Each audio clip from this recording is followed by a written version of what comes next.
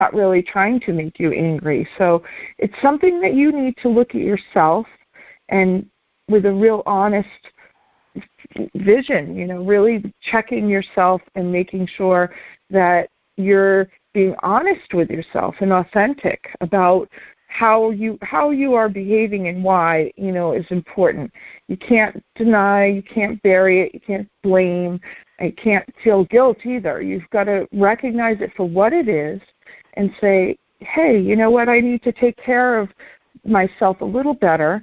I got to make sure that I'm doing all that I can to provide myself with all that I need so that I can have a quality existence and not feel guilty about being a little selfish. I don't even like to say the word selfish because self-care is not selfish. It's taking care of you. It's so important. In order for you to take care of yourself, you need to take care of yourself in order to take care of others. I always love to use the situation where a stewardess is on board an airplane and they're describing what you need to do on the airplane in order to help other people. And they're saying you need to put your oxygen mask on before you put an oxygen mask on or assist another person if there's something troubling happening to the plane and the air masks come down. And, I say that a lot. I say it over and over again, and some of you listeners that have heard me speak several times are probably thinking, oh, she's saying it again. But honestly, I just want to drive that point home because we should never feel guilty for taking care of ourselves. And it's so critical that we do that because if we don't, then who's going to take care of ourselves? Who is going to take care of us? If we don't really focus on that self-care, then it's kind of hard if you're not going to allow yourself to focus on it. No one else is going to be able to help you focus on it. So it's imperative that you take a look at if you're doing enough for yourself, having enough downtime, getting enough sleep. It's interesting. I'm in a study of Ayurveda through the Chopra Center and should be wrapping up this summer, and I'm really excited about that because I'll be able to teach some different things with Ayurveda and that will help you result in perfect health, and I'm very excited about that. But just some of the things I'm finding so fascinating that are so average, and we don't take it seriously enough. Just the timing of day, like what we do, the circadian rhythms, they call it, and what we do with our daily cycle. And we actually have so much built into our DNA that it's pretty amazing that what we can do if we just follow the plan that was set for our bodies by, whoever created humanity. It's pretty amazing how much we are able to take care of healing ourselves. So, in the Ayurvedic practices, they talk about that it's important to recognize different aspects of the day and how do you optimize on them. And so it's like a whole lineup of different times and activities that you should focus on. So, from 6 a.m. to 10 a.m., you should start waking up. You should really not wake up before like 5:36.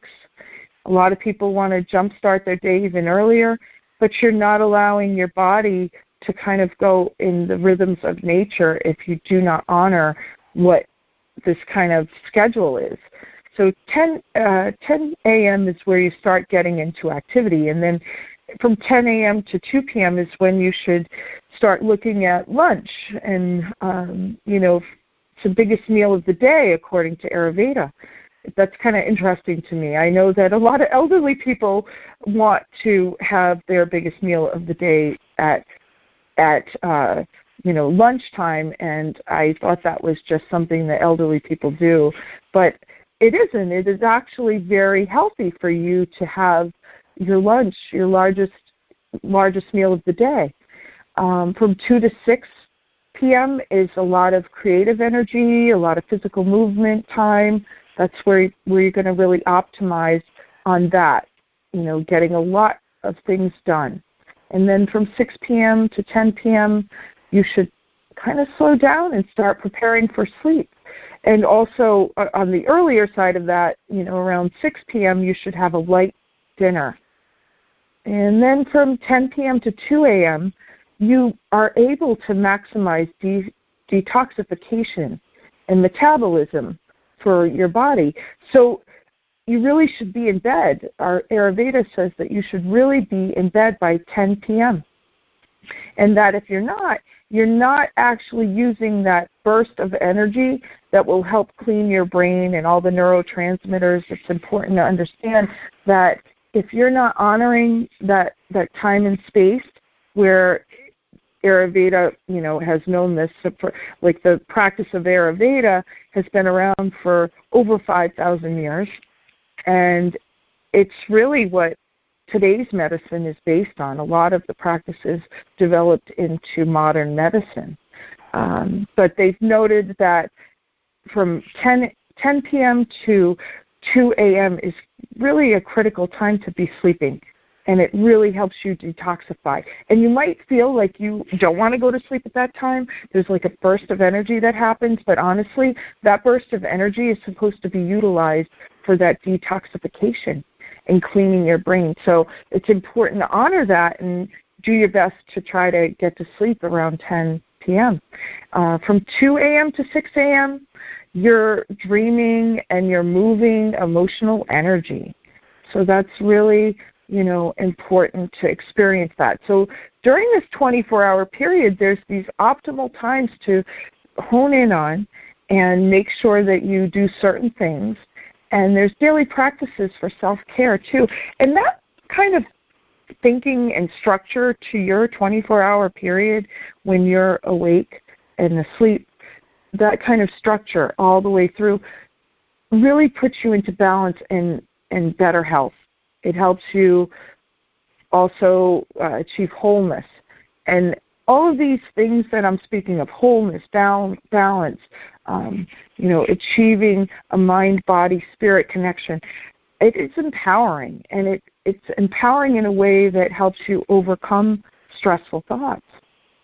So with that thought, we're going to take a break, and when we come back, we're going to address actual techniques that can help you metabolize stress. I took my love, took it down. I climbed a mountain and I turned around, and I saw my...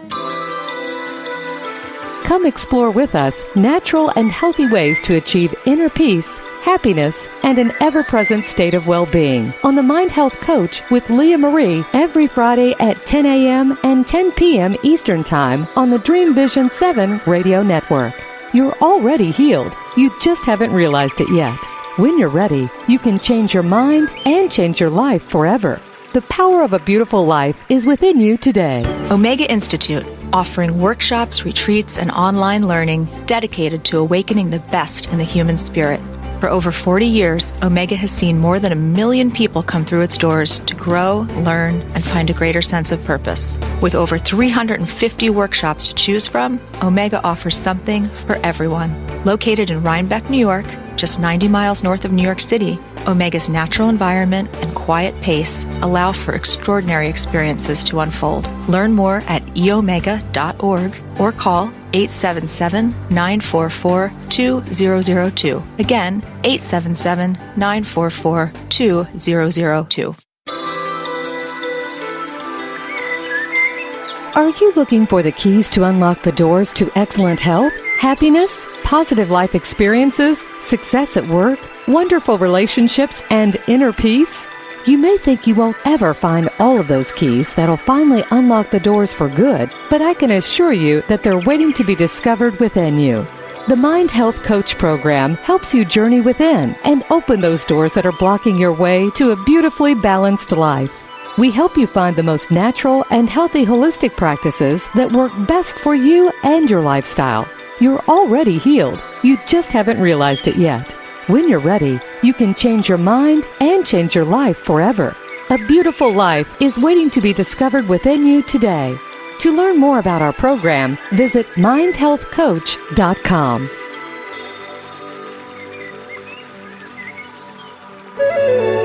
This is Dream Vision 7 Radio Network, uniting mankind with universal love.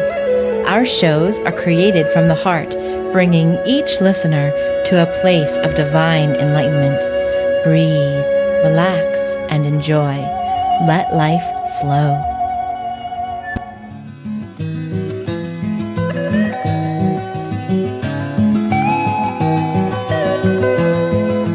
Welcome back to the Mind Health Coach program with Leah Marie. I'm your host with Dream Vision 7 Radio Network broadcast here on Fridays at 10 a.m. and 10 p.m. Eastern Standard Time. You can check out dreamvision7radio.com for a full station broadcast schedule, and also to check out my archived shows, and also mindhealthcoach.com is where you can find more information about me and what I do.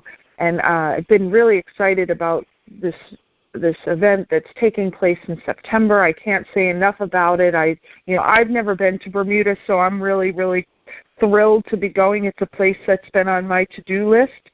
And what I think is really great is I'm going to be touching folks that really need a vacation. They're probably extremely stressed. And family units that, I'm hoping to see a lot of family units want to attend to this, because it's going to bring you closer, and we can actually help with, managing the stressful thoughts, the quality of life, the quality of experience, and the relationships that can shift and change when you undergo a transformational workshop like what I'm going to provide. So I'm really thrilled to be presenting and teaching. I think there's going to be 4 different workshops that I'm going to be conducting on board. We're going to be at sea for a few days, and that's when I'm going to be conducting the workshops. And I'm not sure if there's going to be a daily meditation, but there might be in the agenda. We're kind of working through all of that right now. But I really am excited, too, for myself to be part of that initiative and part of that education process, and also to spend some time in Bermuda. I hear there's like these amazing things to see, and the cost of the cruise is really not bad. It's very affordable in that I think there's cruise packages available from like $1,600 and up. So it's a really great opportunity to experience Bermuda. You'll have all your food provided for. Then there's going to be these great workshops, and then you can go out and see Bermuda, which is it's kind of like a very good budgeted vacation in Bermuda, where Bermuda's usually typically extremely expensive. So the restaurants and all. So the food will be all on board the ship, and I'm just so thrilled. You can tell, I'm sure. And like I said, it's really exciting to me to kind of meet these families that are interested in changing the experience, what they're doing with their loved ones that have dementia, and bringing them to a space where everybody can be very present and just experience some joy in a very difficult part of the journey for some folks that are transitioning into a disease process that isn't easy for anyone.